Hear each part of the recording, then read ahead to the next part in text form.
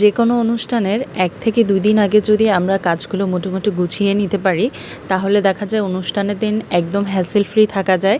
সেক্ষেত্রে ২০ থেকে ৫০ জনের জোগাড় করাও আসলে কোনো ব্যাপার না।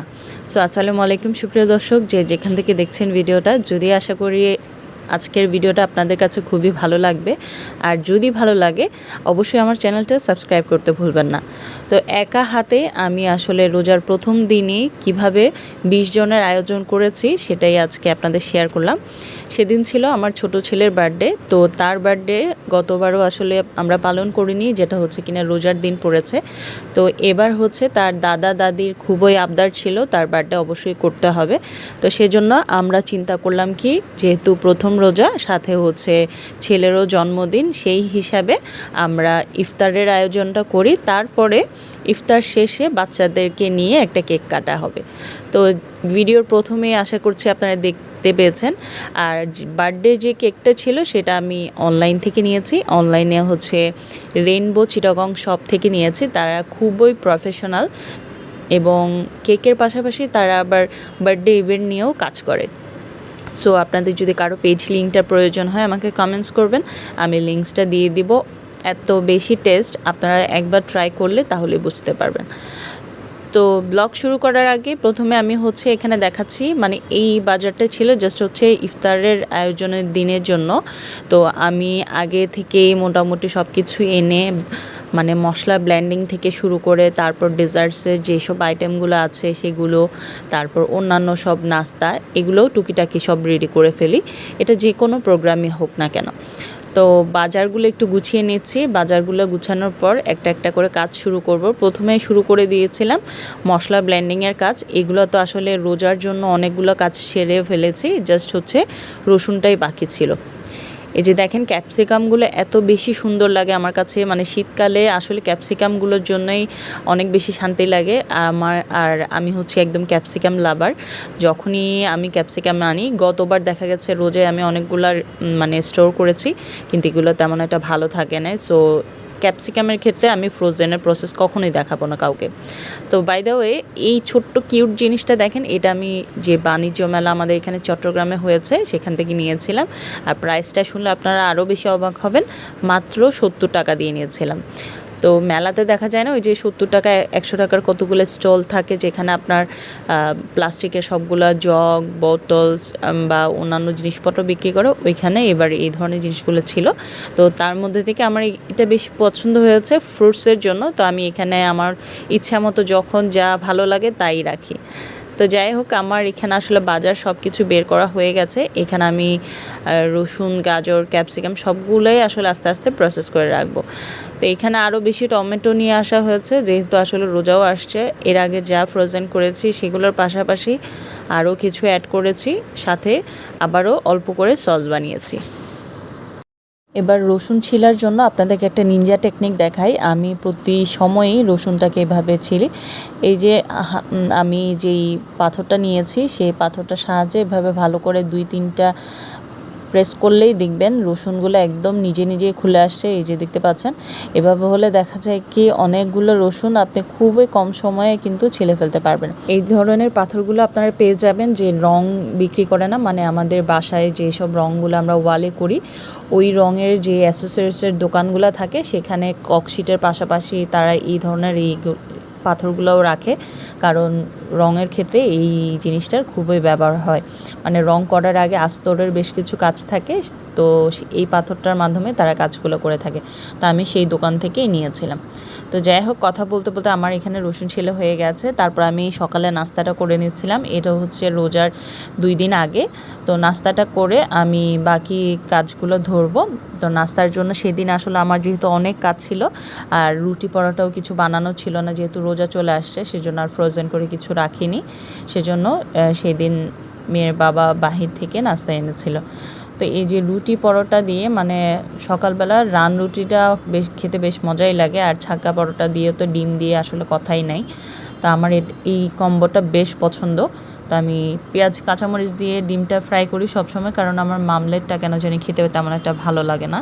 তো যাই হোক, আমার এখানে একটু ডিম খাওয়ার স্টাইলটা আপনারা দেখেন। আমি ডিমটা দিয়ে এভাবে চায়ে মাঝে মধ্যে ডিপ করে খাই। এটা ঝাল মিষ্টি সব কিছু কম্বিনেশন মিলে আমার কাছে মজাই লাগে। তো আমার নাস্তা একদম কমপ্লিট, এবার চা খেয়ে নিচ্ছি। তারপর হচ্ছে আমার বাকি রান্নাবান্নার প্রসেস করে নিয়েছি। এখানে শিম আলু দিয়ে আমি রান্না করব মাছ, তারপর হচ্ছে মুরগি। এগুলোর পাশাপাশি হচ্ছে বাসার জন্য কিছু চিংড়ি মাছ এনেছে। তো বড় চিংড়ি, ছোট চিংড়িগুলো হচ্ছে তরকারির জন্য, বড় চিংড়িগুলো মানে সাইজেও বেশ বড় ছিল মাশাআল্লাহ। আর একদম টাটকা চিংড়িগুলা, জাস্ট হাট আমি যখন চিংড়িগুলো কাটাকাটি করছিলাম তখন চিংড়িগুলো হাঁটছিল, এমন মানে ছোট চিংড়িগুলোর কথা বলছি। খুবই সুন্দর আর এত টাটকা, মানে আমি যখন চিংড়ির উপরের চামড়াগুলো ফেলছিলাম, ছোটোগুলোর কথা বলছি, মানে এতটা টাইট আর চিংড়িগুলো যে জীবন্ত, মানে আমি চিংড়িগুলো ভালো করে পরিষ্কার করতে পারছিলাম না। তো যাই হোক, আগে প্রথমে বড় চিংড়িগুলো করে নিয়েছি। বড় চিংড়ির উপর থেকে মানে মাথার যেই উপরের অংশটা থাকে সেটা কেচি দিয়ে কেটে ফেলে দিয়েছি। তারপর কেচির সাহায্যে দেখতে পেয়েছেন এই যে ভিতরের যেই রগটা থাকে সেটাতে সবগুলাই ময়লা ছিল, সেগুলোও ফেলে দিলাম। সাথে হচ্ছে লেজের পাশে যে কাঁটাটা থাকে সেটাও ফেলেছি। এবার হচ্ছে উপরের মাথাতে, মানে চিংড়ির মাথাতে যে একটা থলি থাকে, ময়লার থলি, সেটাও ফেলে দেবো। তা আমি যখন ময়লার থলিটা পরিষ্কার করছিলাম তখন দেখি যে এই যে দেখেন মাথা থেকে জেলোগুলো বের হচ্ছে। এখন বেশিরভাগ চিংড়ি মাছগুলোতেই এই ধরনের কাণ্ডগুলো দেখা যায়। জেলও থাকে বেশিরভাগই মাথার মধ্যে, তারপরে আবার এখানে দেখা যায় বডিতেও পাওয়া যায়। তো যাই হোক, আমার ওগুলো আস্তে আস্তে আমি কাটাকাটি করে ফ্রেশ করে রেখে দিব। আর এখানে এই যে আমার চিংড়ি রেডি। তো আমি দেখা যায় কি চিংড়িগুলো যখনই আনি বেশি দিন ফ্রিজে রাখি না, 2 থেকে 1 দিনের মধ্যে চিংড়িগুলো খেয়ে শেষ করে ফেলি। কারণ হচ্ছে আসলে চিংড়ি ফ্রিজে থাকলে টেস্টটাই নষ্ট হয়ে যায়। তো আমার চিংড়ি কাটাকাটি শেষ, এবার রসুন পরিষ্কারও শেষ। এখানে আমি রসুনগুলো ব্লেন্ড করে রেখে দিচ্ছি। আর কিছু এখানে 2 বক্স করেছি, বাকি ছোট ছোট কিছু কিউব করেছি, সেগুলো আলাদা করে পরে যখন ডিপে কমপ্লিট হবে তখন আমি বক্স করব। এখানে মুরগিটা রান্না করে নিচ্ছিলাম। মুরগি জাস্ট হচ্ছে নর্মাল প্রসেসে আমরা সবাই যেভাবে রান্না করি সেভাবেই। তো এখানে আসলে রেসিপি বলার কিছুই নেই, মানে নতুন আলু দিয়ে রান্না করেছিলাম ঝোল করে। আর একটা পাশাপাশি আমি এই পুরো ব্লগটাতে আসলে দেখা যায় অনেক রান্নাবান্না শেয়ার করব, কিন্তু যদি পুরো রেসিপিটা আপনাদের কারোর কাছে কোনো আইটেম যদি খুব বেশি ভালো লাগে সেক্ষেত্রে আমার কাছে কমেন্টস করবেন। ভিডিওতে কমেন্ট করলে আমি নেক্সট ভিডিওতে রেসিপি সহ অ্যাড করে দেওয়ার চেষ্টা করব আর কি। তো এখানে চিকেনটা আমি রান্না করে নিচ্ছি। চিকেনের রান্নার পরপরই আসলে আরও বাকি অন্যান্য প্রিপারেশনগুলো করতে হবে, যেহেতু এর পরের দিনই আসলে আমার প্রোগ্রাম, মানে আমার না, বেসিক্যালি হচ্ছে আমার ছেলের। সো সব কিছু মিলে তো আসলে দায়িত্ব আমারই বেশি, যেহেতু আমার মা। তো সব কিছু মিলিয়ে সব প্রিপারেশান আমারই নিতে হবে। তো এখানে রান্না হয়ে গেছে আমার। এখানে হচ্ছে ওই যে বললাম প্রথমে টমেটোগুলো থেকে পাকাগুলো নিয়েছি আলাদা করে, আর সেটা থেকেও আবার অল্প পরিমাণে সস করে নিয়েছি। তো আপনারা এর আগের ভিডিওগুলোতে অনেকগুলোতে দেখেছেন যে আমি অনেক পরিমাণে সস করেছি। তো এই সসগুলো দিয়ে মোটামুটি দেখা যায় আমার মাসখানেক চলে যাবে ইনশাল্লাহ। তো এখানে হচ্ছে আমি রমজানের জন্য কিছু কলিজা সিঙ্গারা বানিয়ে ফ্রোজেন করব। প্রথমে বড় সাইজের একটা পেঁয়াজ কুচি দিয়েছি, তারপর তেজপাতা, কালো জিরা, সামান্য পরিমাণ পাঁচফোড়ন দিব। পাঁচফোড়নটা অবশ্যই দিবেন, সেক্ষেত্রে একটা আচারি ফ্লেভার আসে যেটা সিঙ্গারাতে ভালো লাগে আর কি। তারপরে 1 চামচ রসুন, 1 চামচ আদা বাটা দিয়ে মশলাটা কষিয়ে যখন একদম কাঁচা গন্ধ চলে যাবে, তারপর এখানে দিয়েছি হলুদ, লবণ, মরিচ, জিরা, গরম মশলা, সব কিছুই ছোটো চায়ের চামচে 1 চামচ করে। আমি যেহেতু পরিমাণে এখানে একটু কম করছি, তো সেইভাবে আপনারা মশলাটা বুঝে দিবেন। আর এখানে আমি আলুটা ব্যবহার করছি, ছোট ছোট কিউব করে কেটেছি। আপনারা চাইলে সেদ্ধ আলুকে ম্যাশ করেও দিতে পারেন। মানে এখানে প্রথমে হচ্ছে কলিজা দিয়ে দিতে পারেন, কলিজাটা ভুনা হয়ে আসলে তারপর আলুটা দিয়ে নামিয়ে ফেলতে পারেন। তবে ওই প্রসেসটা থেকে এইভাবে রান্না করলে বেশ মজা হয় আর কি। তো আলুটা ভালো করে ভুনে আসার পর তারপর কলিজাগুলো দিয়ে দিয়েছি। আমি এখানে মুরগির কলিজা নিয়েছি, তো কলিজাগুলোও কিন্তু ছোট ছোট করে কেটেছিলাম। তো যাই হোক, এখানে পুরটা আমার রেডি হয়ে গেছে। এবার হচ্ছে সিঙ্গারা বানানোর পালা। 2 কাপ ময়দা, সামান্য পরিমাণ কালো জিরা, তারপর সয়াবিন তেল, লবণ দিয়ে ডোটাকে রেডি করবে। একটু টাইট ডো হবে, কারণ সিঙ্গারার যেই উপরের যে পাতলা লেয়ারটা আছে, মানে ওইটা বেসিক্যালি পাতলা হবে না, একটু মোটা করে করতে হবে। কারণ যখন আমরা সিঙ্গারা ফ্রাই করি উপরে যেই মানে শীটটা আছে সেটা কিন্তু একটু বেশ খাস্তা, মুচমুচে আর একটু ভারী হয় হ্যাঁ, তো তার জন্য কিন্তু রুটিটাও আপনাকে একটু মোটা করেই বেলতে হবে। তো আমি এখানে একটু লম্বাটে করে বেলেছি, লম্বাটে করে বেলে একটু মোটা করে রেখেছি। আপনাদেরকে ঘনত্বটা আপনারা দেখলেই বুঝতে পারবেন কী পরিমাণ মোটা ছিল। এবার মাঝখান থেকে কেটে 2টা ভাগ করে নিয়ে দিলাম। একটা রুটি দিয়ে আমি 2টা করে সিঙ্গারা বানাবো। এভাবে সুন্দর করে পানি দিয়ে জাস্ট হচ্ছে ইয়াটা করে নিতে পারেন। আমি এখানে ময়দার একটা ডো করে নিয়েছি, ওটারও দরকার হয় না, শুধু পানি দিয়ে করে নেওয়া যায়। এখন পুরটা দেওয়ার সময় একটু চেপে চেপে নিচের দিকে বেশি করে দিতে হবে। বেশি করে দিলে দেখা যায় সিঙ্গারার যে একটা গোল শেপ আছে, যে একটা রাউন্ড শেপ আছে, সেটা কিন্তু খুব সুন্দর করে হয়ে যায়, দেখতে পাচ্ছেন? তো আমি এইভাবে নিচের দিকে একটা শেপ দিয়েছি। এটা আপনারা চাইলেও দিতে পারেন, না চাইলেও জাস্ট হচ্ছে নর্মালি মুখটা সিল করে নিলেও কিন্তু সিঙ্গারা শেপ হয়ে যায়। একদম ইজি আর খেতে এত বেশি মজা হয়, এটা একবার হলেও আপনারা বাসায় ট্রাই করবেন। কারণ কলিজা সিঙ্গারাগুলো আসলে বাচ্চারাও খুবই পছন্দ করে। কলিজাগুলো অনেকে বাচ্চাদের জন্য তো খুবই ভালো। আর এখন আসলে রমজান মাসে দেখা যায় কি আসলে ভাজা পোড়া সবাই খুব বেশি পছন্দ করে, তো তাদের জন্য একটু বানিয়ে রাখা আর কি। তো এই দেখতে পাচ্ছেন কত ইজি। আমি জাস্ট এটা হচ্ছে শুধু মুখটা সিল করেছি। এবার হচ্ছে প্লেটে করে করে আমি ডিপে রেখে দিয়েছিলাম। যখন শক্ত হয়ে গেছে এবার আমি একটা বক্স করে রেখে দিব। তো এখানে আমার রান্নাবান্না শেষ। আর এটা হচ্ছে একটু করে বাহিরে গিয়েছিলাম রোজার জন্য, টুকিটাকি শপিং দরকার ছিল, মানে কিচেনের জন্য, তো সেগুলোই কিনতে বের হয়েছি। এটা হচ্ছে আমাদের প্রাণপ্রিয় হাসপাতাল, আমাদের না, মানে এটা আমাদের জাতিগত হাসপাতাল হয়ে গেছে। কারণ হচ্ছে আসলে আমার মেয়ে ছেলে সবাই হয়েছে, পরিবারের সবাই একই হাসপাতালে দেখা। তা আমি সেদিন গিয়েছিলাম মুরাদপুরে। এখানে চট্টগ্রামে পাঁচলাইশের পরেই হচ্ছে মুরাদপুর মির্জাপুলে আছে। এখানে আপনার সব ধরনের ক্রুকারিসের দোকানগুলো থাকে। মোটামুটি বাসার জন্য যখন টুকটাক জিনিসপত্র লাগে আমি তখন ওখানে গিয়েই সব কিছু কিনে ফেলি আর কি। তো আমাদের এখানে গোলাম রসুল মার্কেটও আছে, সেটা অনেকটা ডিস্টেন্স দেখা যায় বাসা থেকে। তো আর প্রাইসও আসলে তেমন একটা ভ্যারি করে না, জাস্ট হচ্ছে 100 থেকে 200 টাকা এরকম হাইস্টে, এর থেকে কম বেশি না, কারণ গোলাম রসুলেও এখন অনেক প্রাইস। তো প্রথমে আপনাদেরকে যে কোরিয়ার ভিডিওটা দেখিয়েছিলাম কিয়ামের ননস্টিকের মার্বেল কোটিং করা, সেইটা নিয়েছি আমি। এই অয়েল জারটা নিলাম, তারপর হচ্ছে যে গ্লাসের স্ট্যান্ডটা ছিল সেটা নিয়েছি, আর কিছু কাপ মগ নিলাম আর কি। তো এই শপিং ব্লগের ভিডিওটা অন্য একটা ব্লগে শেয়ার করব, কারণ ভিডিওটা অনেক বেশি লং হয়ে যাচ্ছিল। তো যাই হোক, শপিং শেষ করে আবার বাসায় এসে এই যে চিকেন সাসলিক রেডি করছিলাম। আর চিকেন সাসলিকের আসলে রেসিপিটা তো সবাই জানি, খুবই সহজ। তো এগুলো বানিয়ে আগের দিন আমি জাস্ট ফ্রিজে রেখে দিয়েছি, এর পরের দিন নামিয়ে শুধু ফ্রাই করেছি।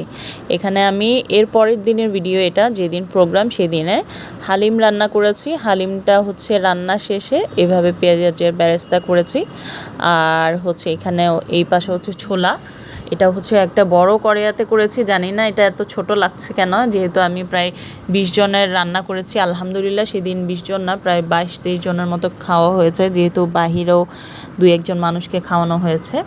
তো আমার রান্নাবান্না শেষ করে আমি সব ধরনের কাচের জিনিসপত্র যা যা দরকার হয় শোকেস থেকে সব কিছু নামিয়ে রাখছি আলাদা করে। তো সেগুলো মানে ধোয়াপালি যেহেতু অনেক বেশি পরিমাণ, প্রথমত হচ্ছে খাওয়ার আগে একবার ধোয়াপালা, তারপর খাওয়ার পরেও অনেক ধোয়াপালা, এরপর নামাজও ছিল তারাবি। তো সেজন্য সেদিন আমি খালাকে বলেছিলাম প্রোগ্রামের দিন যেন উনি চলে আসে, তো ইফতার করে তারপরে একবারে কাজ শেষ করে যাবে আর কি। তো সব কিছু নামিয়ে আমি একে একে টেবিলে রাখছি, খালা এসে সব কিছু ক্লিন করে দিবে। আর এগুলো আসলে এর কিছুদিন আগেই আমার বাসায় আবার প্রোগ্রাম গিয়েছিল, তখন কিন্তু ফ্রেশ মানে সব কিছু ওয়াশ করাই ছিল, এখানে আর তেমন একটা কষ্ট হয়নি খালার। তারপরেও এইখানে আমি জগটা বের করে নিচ্ছিলাম, যেটা হচ্ছে জুস করতে হবে, তারপর লাচ্ছি করতে হবে। নর্মালি ট্যাঙের শরবত করেছি আর হচ্ছে লাচ্ছি করেছি। আর এই হোয়াইট কালার প্লেটগুলো বের করেছি মিষ্টি, জিলাপি, তারপর হচ্ছে সালাদ, এগুলো সার্ভ করার জন্য। তো এখানে সাসলিকগুলো আমার অলমোস্ট সব কিছু রেডি হয়ে গেছে, সাসলিকগুলো ভেজে ভেজে নিয়েছি। আর একে একে তখন আসলে সব কিছু ইফতারের সময় হয়ে আসছিল। আমি সাসলিক যখনই ফ্রাই করি তখন এই টিপসটা ফলো করি, আপনারা চাইলে ট্রাই করতে পারেন। সাসলিকটা দিয়ে চুলাটা বাড়িয়ে দিবেন, নন স্টপ আপনি যে প্যানটাতেই দেন না কেন সেই প্যানটা নাড়াচাড়া করবেন। নাড়াচাড়া করতে করতে দেখবেন একটা ধোয়া ধোয়া ভাব চলে আসবে, তখনই ঢাকনাটা দিয়ে দিবেন। এটা করলে কি হবে, আপনার সাসলিকের মধ্যে একটা স্মোকি ফ্লেভার চলে আসবে। তো এই তো সাসলিকের পরে এবার হচ্ছে আমি ফালুদাটা করছি। নর্মালি আমার বাসায় সবাই হচ্ছে ফালুদা পছন্দ করে রাঁধুনির যে ম্যাঙ্গো ফ্লেভারটা আছে সেটা, কিন্তু আনফর্চুনেটলি মেয়ের বাবা ভুলবশত সে ফ্রেন্ডসের ভ্যানিলা ফ্লেভার এটা নিয়ে আসছে, যেটা কিনা একদমই কেউই খেতে পছন্দ করে না। তারপরও আমি একদম আমার হায়েস্ট ট্রাই করেছি যে যত বেশি দুধ আর বাকি অন্যান্য ফ্রুটসগুলো দিয়ে আসলে করা যায় আর কি। তো এই তো মোটামুটি আয়োজন সব শেষের দিকে। এখন হচ্ছে আমি ইফতারের আগে আগে সব কিছু সার্ভ করছিলাম, জিলাপি, মিষ্টি, তারপর একটু লাচ্ছিও বানিয়েছি। তারপর হচ্ছে বাকি অনেকগুলো আসলে ক্লিপস আমার নেওয়া হয়নি, বুঝতেই পারছেন এখানে যেহেতু একা হাতে সব কিছু করছিলাম, তো দেখা যায় কি অনেকগুলো একা হাতে বললেও ভুল হবে, আমার হাজব্যান্ড অনেক অনেক অনেক অনেক বেশি হেল্প করেছে। কারণ আসলে সে শুধু এই প্রোগ্রামের দিন বলে কথা না, আমার যে কোনো কাজে যে কোনো সময় সব সময় সে মানে আমার পাশে থাকে, সব ধরনের কাজে হেল্প করে। মানে ওনারও এই ধরনের কাজগুলো করতেই ভালো লাগে, সো সেও খুব এনজয় করে আমার সাথে কাজগুলো করতে আর কি। তো এখানে এই যে বড় সাইজের পাতিলটাতে করে লাচ্ছি বানাচ্ছি, যেহেতু সবাই মিলে খাবে। তো দই দিয়েছি, তারপর চিনি দিলাম, তারপর হচ্ছে পরিমাণ মতো পানি, পাউডার দুধ, লবণ, হালকা বিট লবণও দিয়েছি এখানে। আর এখানে চাইলে একটু পুদিনা পাতা ব্লেন্ড করে দিতে পারতাম, কিন্তু আসলে এত তাড়াহুড়ায় ছিলাম, মাথায় ছিল না। এখানে মোটামুটি সবাই বসে গেছে ইফতার করতে। আমি এই তো শেষ আজকের ব্লগ। সবাই ভালো থাকবেন, আল্লাহ হাফেজ, আসসালামু আলাইকুম।